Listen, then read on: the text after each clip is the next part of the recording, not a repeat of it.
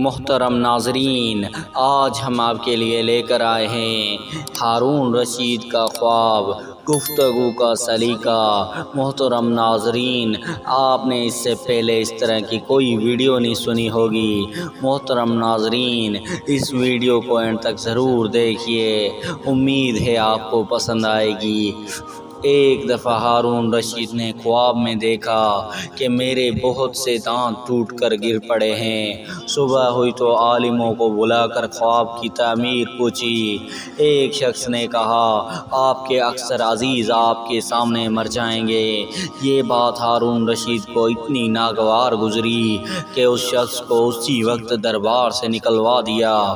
پھر دوسروں سے پوچھا اور جواب سے ناخوش ہوا۔ آخر ایک موقع شناس درباری نے عرض کی، جہاں پناہ، حضور کا خواب بہت مبارک ہے، جس کی تعبیر